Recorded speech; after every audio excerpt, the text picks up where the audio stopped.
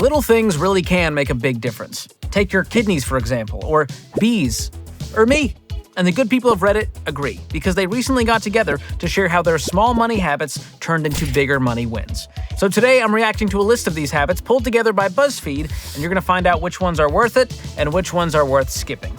Let's get into it. Let's see what the gang on Reddit says. All right, habit number 1. A very stupid-seeming trick that helped me is having my grocery list on my phone instead of on paper. I always have my phone on me, so I'm never going shopping again without a plan. Plus, always having my wants and needs and looking over them multiple times makes me think about them more. Do I really want a frozen pizza? Or was that an I'm so hungry thought? Well said, Exotic Fan 5062. With a screenshot of said list. Let's see what she's got. Bananas, oranges, spinach, broccoli, coffee, kefir? Hardly know her. Peanut butter, cat treats, and paper towels. Wow. Eating healthy and a cat lover. We love to see it. I'm a big fan of this one already.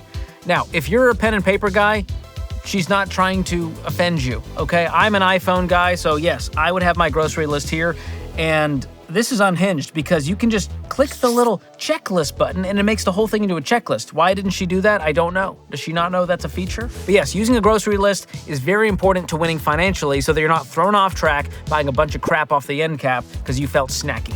And in the National Study of Millionaires, we found that 85% of millionaires made a grocery list, so we're off to a great start. Next up, if it's not an immediate need, we have a 24 to 48 hour rule for online shopping. You can place it in the cart, but you must wait 24 to 48 hours before checking out. There are so many times we never go back to it. If we do, then it's probably something that's needed. We also ask ourselves often, is this a need or a want? Definitely helps us to not overindulge in wants. Way to go, Spiral Out, Keep Going 42. This is a strong one. And this is just the power of delayed gratification, of pausing and fighting against impulse, which is the hardest thing to do in a world where marketing is constantly in our face telling us we need it, buy it now, buy now, buy now. 2-hour shipping, get it now. So I like this one because it causes you to just pause, reflect, and maybe even abandon cart. All right, number 3. Not keeping credit card info saved on your phone or computer is a big game changer. Turns out, if I have to go reach for my wallet, I suddenly don't need the stuff right now. I tell myself I will do it later, and I end up really thinking about it. I love this one because it involves bringing friction back intentionally.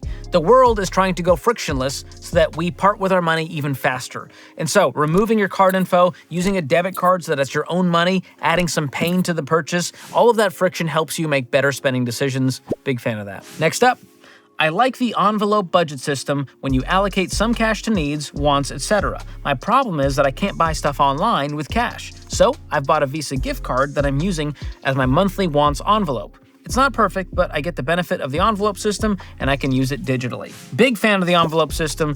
Dave Ramsey popularized this back in the day, and now Gen Z has co-opted it and called it cash stuffing. I don't care what you call it, I love it, because again, it adds friction to the purchase when you have to use actual cash, and when you run out, you run out. Oh boy, don't love this one already. My Built Rewards credit card earns double points on the first of every month. I keep a bookmark on all the things I think I want throughout the month and go through what I actually want at the start of the month to maximize reward points and still get things I feel like I want without it being an impulse buy. This was very focused on things that you want and falling for the credit card scheme of, hey, it's the first of the month, spend the most money you can now, and hopefully you have money to pay your bills later. Hate it. Hate the reward points game. Not worth it. Just do a budget and you will create more reward points in actual money by just keeping more of it. Number 6, cook more at home and plan weekly menus. We throw out basically nothing, and we have saved a staggering amount on takeout and restaurants, saving thousands. We barely ever eat out these days. I don't even miss it. Way to go. This one's a really tough one for people to get a hold of because it takes time, effort, and even a little bit of skill to know how to meal plan, how to grocery shop the right way, how to cook at home affordably, and not using a lot of time. And so families and couples with kids, get this, spend about $6,000 a year eating out, or $500 a month. So think about that. You could save thousands by just shopping smarter, meal planning, shopping at a store like Aldi, where it's very affordable, and cooking at home simply. And here's what I do. I just use ChatGPT for whatever ingredients I have on hand and say, hey, make me a meal in under 20 minutes using these ingredients, using the oven or the air fryer. Works every time. Number 7, always have something ready-ish to eat at home. At the beginning of living alone, I wanted to be a strictly ingredients person, which was fine when I had stuff like bread and toppings or pasta at home, but there were times I didn't have stuff pre-planned, and it made me much more likely to buy junk food after university because I didn't want to cook. This is a good one. Thank you for the photo as well. What a spread there. There's a lot going on here. But this is true. If you only have junk food at home, guess what? You're gonna eat junk food. If you don't have food at home, guess what? You're gonna go to DoorDash to get a meal. So having meals ready at home and not acting surprised when the food's not in the fridge because you didn't buy any. So, solvable problem. Number 8, I canceled my Wi-Fi and cable package, $180 a month, and as a family of 4, upgraded our cell phone plan to include 50 gig hotspot, which also came with 2 free Netflix accounts. Ended up saving $10 off our original cell plan. We use our hotspots for internet, hasn't been an issue. $2,160 saved per year, cha-ching. This is a big one. If you can cancel your cable, I don't know about the Wi-Fi part. I don't know that a hotspot will be the right fit for your family, but it worked for them, and I love the creativity here, and they got 2 free Netflix accounts, so it saved them on streaming costs as well, and for that, I say, way to go, Past Strawberry 6592. You're doing great. Number 9, I use Privacy.com to create virtual cards for online subscriptions. Each card has a strict spending limit. So for example, if I sign up for Netflix, I could either limit it to $8 a month or just set a lifetime limit of $16. After 2 months, it just stops paying the bill. If I want to reactivate, I can just go in, raise the spending limit. Yes. Not a sponsor, but I'm a big fan of Privacy.com for this reason. I use it for a lot of free trials where I don't want it to charge me, or if there's a site that I don't want to have my debit card information, I'll create a virtual debit card and use that on the site instead. So a lot of great parameters you can set using Privacy.com. And a great hack. Number 10, emergency cookies. I don't eat cookies often, but sometimes I have a craving for sugary things, chocolatey things. So instead of buying a box of cookies or chocolate, I make a big batch of cookie dough, make cookie-sized balls, and freeze them. I bake a batch of 6 or 7 cookies at a time, takes around 15 minutes to bake, crisis averted, money saved, and better to eat 6 cookies than a box of 20 or 30. What are you, the Cookie Monster? Just 30 cookies in a sitting? I guess emergency cookies could be a hack. I would just say, can we work on this cookie addiction? We should really look into this. Nothing beats the cookie season, that's the truth. But I do like the idea of having something easily accessible that doesn't involve you going to buy a bunch of stuff and then making a bad decision because of it. Number 11, making 3 meals at a time. Goodness gracious. Who are you, Martha Stewart? Giada De Laurentiis? Give me a break. Whenever I feel like cooking, I triple the recipe and freeze 2 portions. Oh, that makes more sense. Then when I don't feel like cooking, I can grab that instead of delivery. Okay, I misunderstood. I thought it was 3 different meals at a time. I was like, this is some next level Food Network show stuff. But I like the idea of basically batching a meal, making a huge meal, and then you can freeze portions of it and just reheat it later on. Saves you time, saves you money. 2 thumbs up from me.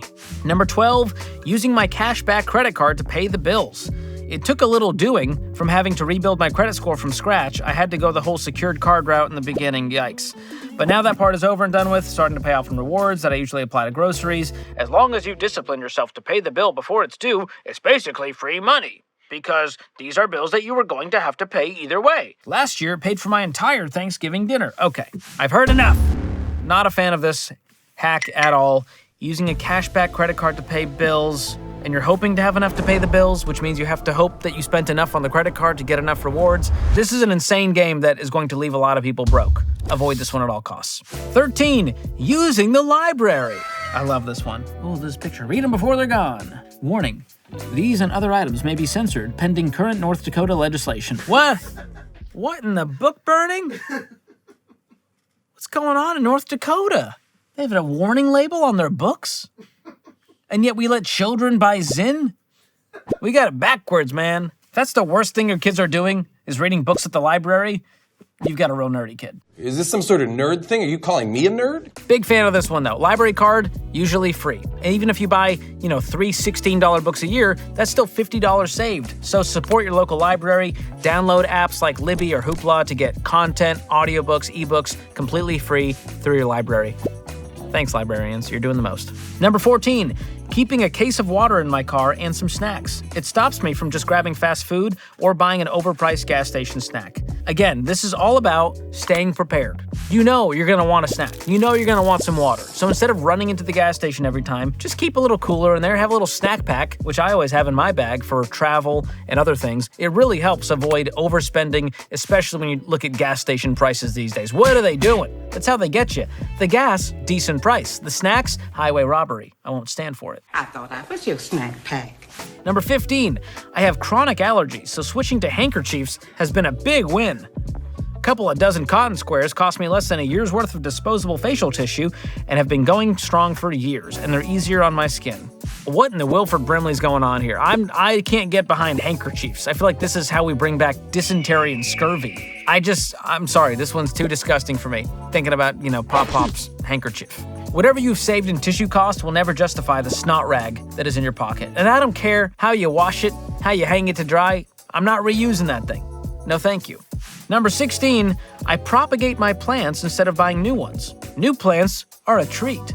I will propagate these ones to make many plants to maintain a jungle without spending a fortune. Plus, they double as gifts. Almost all of my gifts are plants, or things I have crocheted with yarn I got for free from a Buy Nothing Facebook group. I think you're just obsessed with plants, which is a wonderful obsession. But I can't say this is great advice for everyone. This feels like a lot of work, and I don't have a green thumb. I kill everything I love. Everything in my life, I murder. I guarantee this person, though, has seen all 7 seasons of Gilmore Girls and has a cat named Suki. Bet.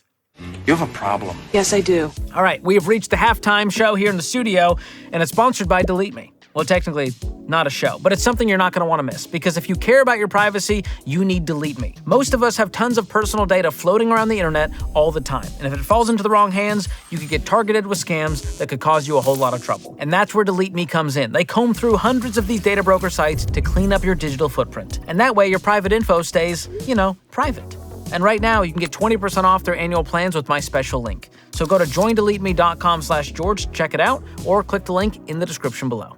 And while you're down there trying to save money, let me help you save smarter with a high-yield savings account with online bank Laurel Road, another sponsor of today's video. Here's the deal. Laurel Road offers very competitive, top-tier APY so that your money makes more money.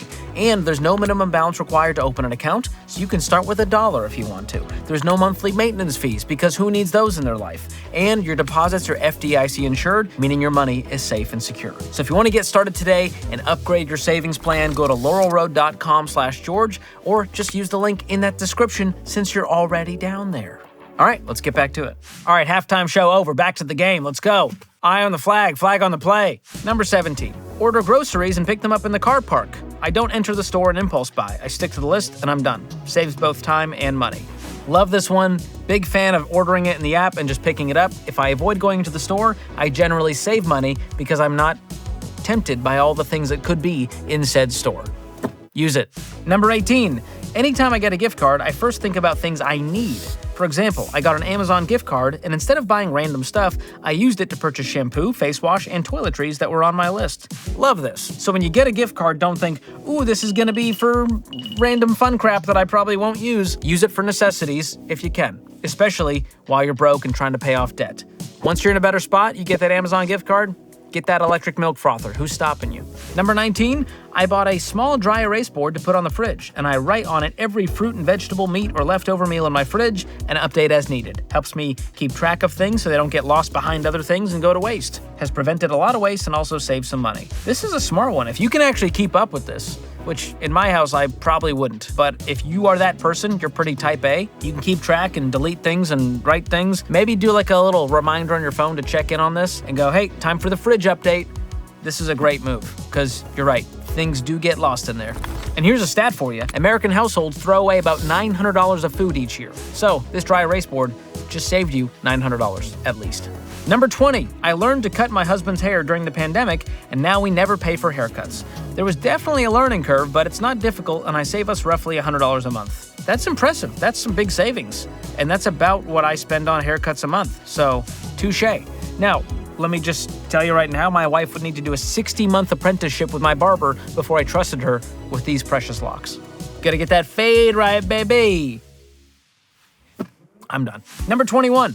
I buy all my clothes and my kids' clothes secondhand. I haven't bought anything new other than shoes in a gajillion years. If there was a reliable place to buy used shoes in good shape for kids, I would do that too. Haven't found it yet. This is a great one. Kids are always growing. They're just constantly outgrowing the thing that you just bought them. So buying brand new clothes or expensive clothes is a giant waste, especially for kids. So buy secondhand, reduce, reuse, recycle, save money while you're at it. Love it. Number 22. My husband and I once added up the savings of doing our own yard work instead of hiring a weekly mow, blow, and go service like everyone else in our neighborhood has, and doing that for 29 years we've owned the house has saved us over $40,000. That is impressive, and probably a great workout, and I don't know if that's your actual mower, but look at that thing. It's seen some things. Now, personally, I'm not quite there yet, but I aspire to be a mower of my own yard one day.